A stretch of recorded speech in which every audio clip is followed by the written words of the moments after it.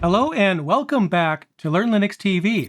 In today's video, we're going to check out the latest version of the GNOME desktop, GNOME 44. It was actually released this week, and as always, I'm here with a full review. And in this new version, there's a number of new features, enhancements, and tweaks. It's definitely a desktop experience that you're not going to want to miss. And despite a few downsides that I'll mention later in the video, this might be the best version of GNOME yet. So what I'm going to do in this video is give you my thoughts on GNOME 44. I'm going to give it a full review, and by the end of this video, I'll let you know my overall thoughts on the latest version of the GNOME desktop. In fact, let's dive into the review right now. And here it is, GNOME 44 in all its glory. Now, at first glance, it may not look like much has changed compared to other versions of the GNOME desktop that you might have seen before. However, there are a number of enhancements here that improve the overall experience. So let's get into the new features of GNOME 44. On my end, I have GNOME 44 installed right here on my Tuxedo Pulse 15. On this channel, I always use real hardware for my reviews, not virtual machines, and the reasoning behind that is because I want you guys to see how the software actually performs on real hardware. And in case you're curious when it comes to the specs of this particular computer, what I'll do is just go up here to Settings, and then here in Settings, I'll just scroll down to the About section. And as you can see, I have a Tuxedo Pulse 15, and if I scroll down, you'll also see that I'm running GNOME 44. That's what I'm reviewing today. And in addition to that, if you're curious about the distribution that I'm using for this review, the distro is GNOME OS. It's not a distribution of Linux that you would use as your daily driver. Instead, the whole purpose behind GNOME OS is to enable you the ability to check out the latest release of the GNOME desktop. So I went ahead and installed that right here on this computer, and we can go ahead and get started. And let's start with a look at the Files app, which is the default file manager for the GNOME desktop. What are some of the new features that we might find here in this particular application? Well, I'm actually showing you one of the new features right now. Do you notice it? Well, actually, I didn't notice that this feature was missing, but the ability to have a tree view has returned here in this particular release. Now here I have triangles next to each of these icons, so if you've ever used tree view in any other desktop environment or operating system, then you know exactly what to expect here. You're not going to see much because what I did was reinstall this right before I clicked the record button. That way I could show you a fresh GNOME desktop. But if I did have files underneath these directories, you'd be able to see that I could navigate through them by just using the tree view. Now in GNOME, it's referred to as expandable folders, but it's the same thing.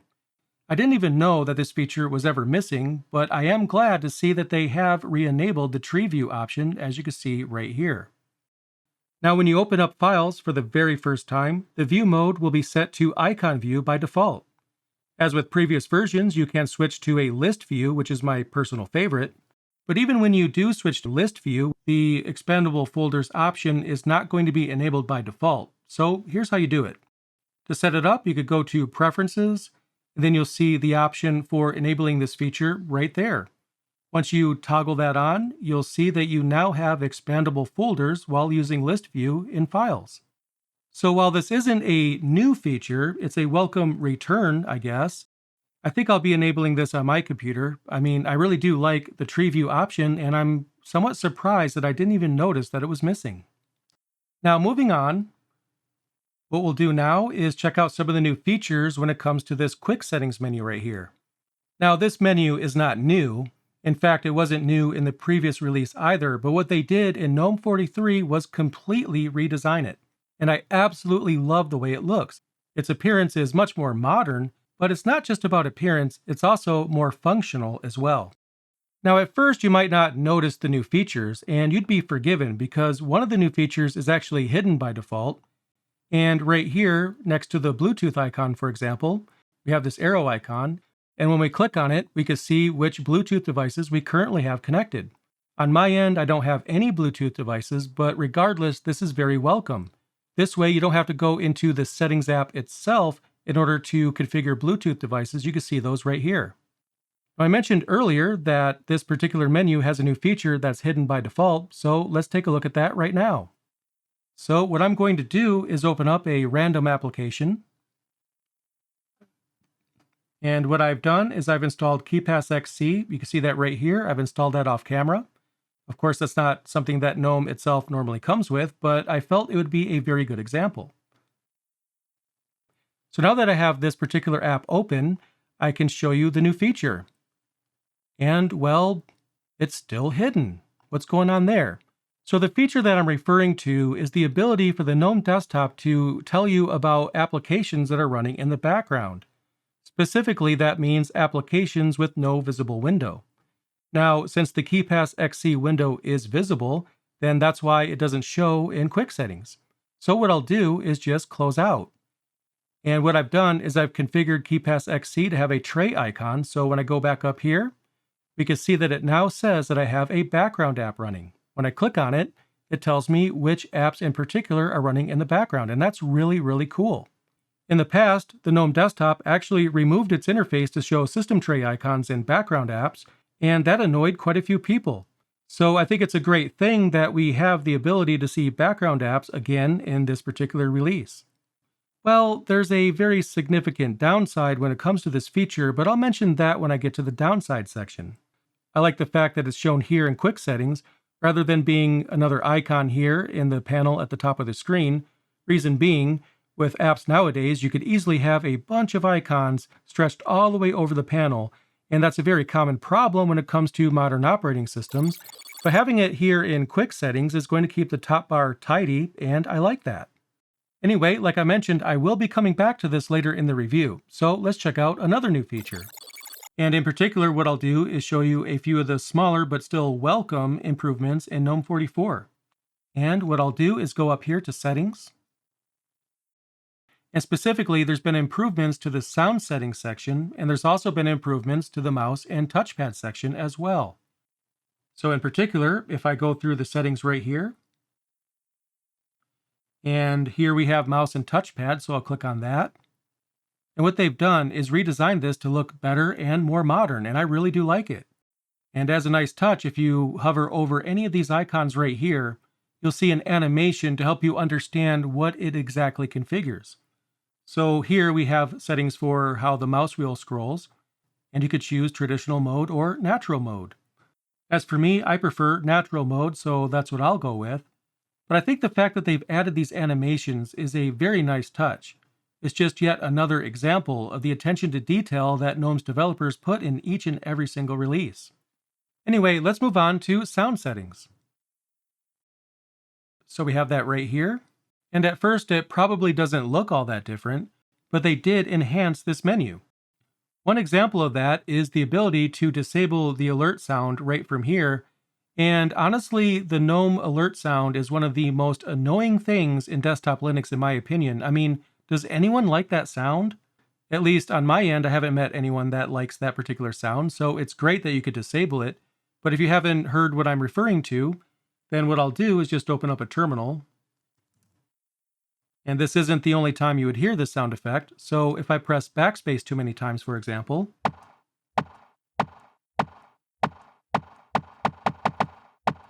and yeah, that's very annoying. I'm honestly not sure if the reason why GNOME's alert sound is so tediously annoying is because of how frequent it is, or if it actually sounds bad.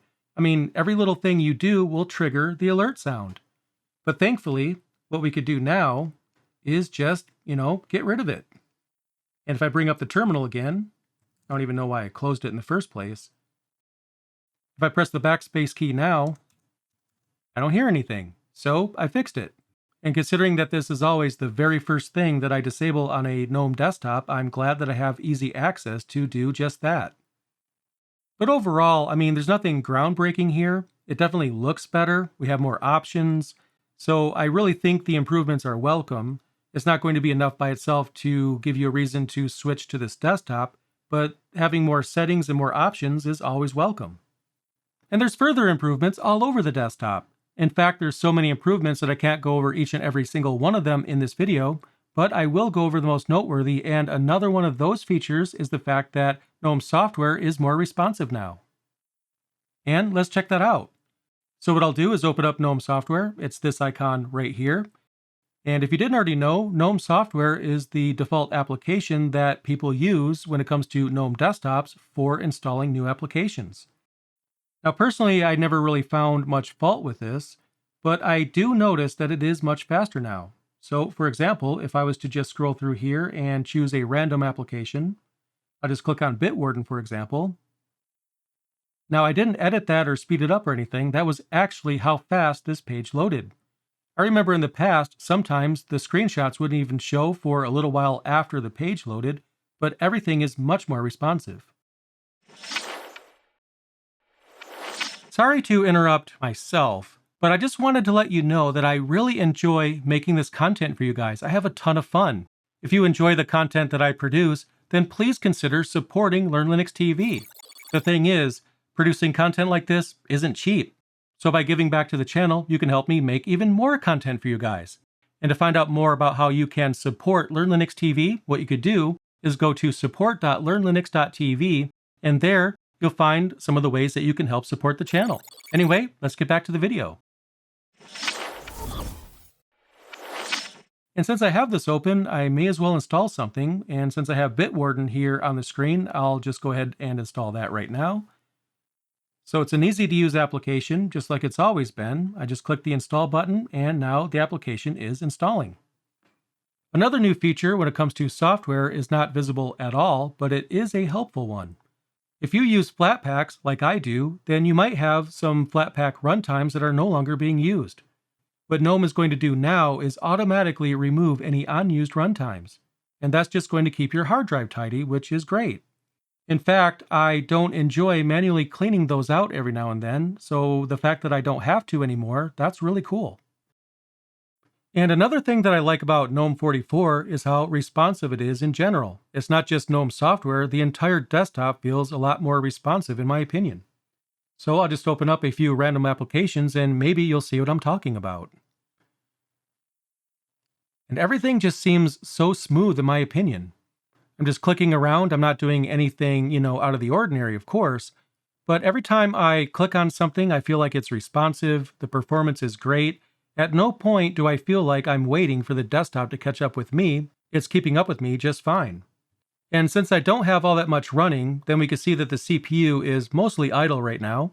We had a little spike here when I first opened this particular application.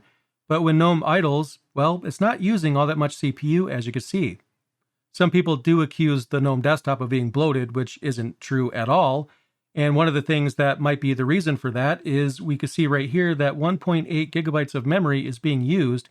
And if you didn't know any better, you might think that's a bad thing because, well, I only have these two applications open.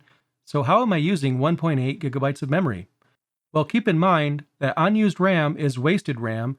So when we see that 1.8 gigabytes is being used, that's perfectly fine. We want memory to be used. We want to utilize the memory that we've purchased, and Linux does a great job of managing that, and GNOME is a great desktop that is very resource efficient. We can see how snappy it is as I click around. Like I mentioned, it's a great desktop. Now I've just opened up GNOME Web, as you can see right here, which is the default web browser for the GNOME desktop. And when it comes to features, it's a fairly simple browser. I mean, there's an address bar. You type the address of a website you want to visit, and it couldn't be easier. So even the web browser is fast and responsive. And I really love the modern look of this particular application and the other applications as well. Now, personally, I prefer dark mode. And if you haven't already seen that, it's pretty self-explanatory. I think we all know what dark mode means nowadays. But we can enable dark mode right here from the quick settings menu. So I'll just click on dark style and it immediately changed. GNOME Web is changed to dark mode, as you can see. And here in files, the same thing. It turned to dark mode, and that's awesome. I like dark mode, so I think I'm going to keep it on that setting. Now, of course, dark mode isn't new. I just mention it here in case you didn't already know that that button exists. You'd be surprised what people overlook. So if you are a fan of dark mode, well, the GNOME desktop has a really cool looking dark mode. And you know what? I love GNOME 44. I can't wait to upgrade to this release on all of my computers. But as great as this release happens to be, it's not perfect. There are some downsides, so what I'll do right now is talk about those downsides. And earlier I mentioned that we would be returning to the background apps feature, so let's talk more about that right now. So, as you recall from earlier in the video, I backgrounded KeyPassXC. We can see that right here. But unfortunately, there's no way to get an application back on your screen from this menu. I can left click on it, I can right click on it all day long and nothing will happen. The only thing that I can do here is click on the X next to the application, and that'll close the application. But I can't get it back on my screen through this menu. Now, what I can do is go up here to Activities and then go down here to Applications, and then I can get the application back by clicking on the icon right here. And now it's back up on my screen. And then when I go up here, it's still telling me that there's a background application. Sometimes there is a delay here because what happens is that this menu here disappears when the window is visible. And now it finally went away. So there is a delay here that's a little weird before it shows you the actual status of the background apps. So I figured I would mention that as an aside. But the point here is that this is not a system tray replacement. A lot of people might think that it is, but that's not the goal that it tries to solve. The only purpose of background apps is to show you when background apps are running. But unfortunately, when it comes to that, it does a very, very poor job. As of this version of GNOME, it will only show you background apps that are Flatpaks. And that means if you use your distribution's package manager to install an application, and then you background that application, it will not be shown here. And in my opinion, that makes this feature completely useless. And I feel like it should have been withheld until the next version of GNOME when it's actually more useful. And my issue with this is that it's going to confuse the heck out of people. I mean, what's the point of only showing one specific type of app running in the background? Anytime someone wants to know what's running in the background, they want to know, well, what's running in the background, not just a particular type of application, and that's just going to be very confusing. Due to this, it's possible that users might assume that there's no background apps at all even when there are. But that's not all. What I'll do is close this right here to put it back in the background. And we'll wait for the delay period for it to actually recognize that it's in the background. And now that it did, let's click right here. Now, the other issue is because I can't right-click on this icon here, then I'm losing functionality. Applications nowadays have system tray icons, and those system tray icons will have a right-click menu. Take Steam, for example. It's very common to right-click the system tray icon for Steam and activate big picture mode, for example. If you want to do that here in GNOME 44, good luck. You can't, because they didn't implement that functionality at all. So what I don't understand here is why was this background apps feature even included at all? I mean, barely any of the functionality that anyone would expect from a menu like this is completely missing. It only shows one type of application. It's just a confusing mess. I mean, it's almost like this feature was developed by someone with no knowledge of how applications are written nowadays. And considering that GNOME is an awesome desktop, something that I really enjoy using with a lot of great features and attention to detail, the lack of attention to detail here with this feature is very surprising. Anyway, enough about that. Let's talk about the next downside. And this particular downside has to do with a feature that's not exactly new this time around, but is something that I definitely want to mention regardless. And what I'm referring to is the device security section. So if we click on Privacy, and then we go down here to Device Security. Now this feature exists so you can get an idea regarding how secure your device happens to be. If you've disabled Secure Boot or some other hardware security related features are disabled, it's going to show you that right here. And the thing is, it's not a bad thing that GNOME is giving you this information. I mean, information is power.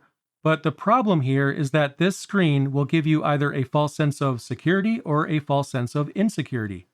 For example, a big portion of this screen is dedicated to Secure Boot, even though boot viruses account for a very low percentage industry-wide when it comes to malware infections. In fact, in my opinion, Secure Boot is a solution looking for a problem.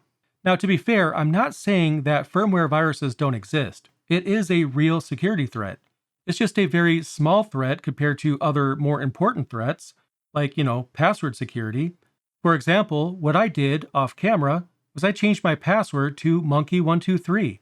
That's one of the most exploited passwords, and it didn't even make this section flinch. So even if everything here passed and said that I was completely secure, it would be lying, because my password is very weak and extremely easy to crack. And considering that password checking libraries and things like that exist within Linux already, it's extremely easy for GNOME's developers to hook into that, but instead they chose to focus on secure boot for some reason I can't understand. Now, that being said, this screen might offer some value to administrators that work in an environment that requires some sort of security compliance. And if that's the case, then I guess, well, this could be a good thing.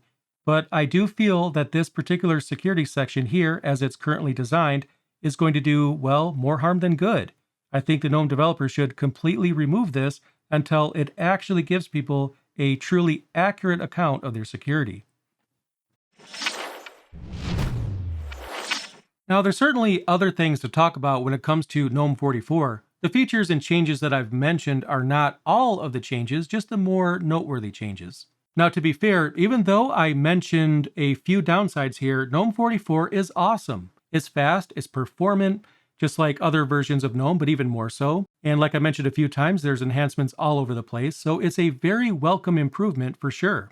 In fact, I have no hesitation when it comes to recommending the GNOME desktop. But the thing is, unless you are running a rolling distribution, it'll probably be some time before you have GNOME 44 with your distribution. But the thing is, when you do get GNOME 44, I think you're going to love it. Just be sure to ignore those features that I've mentioned, and what you're left with is a very amazing desktop experience.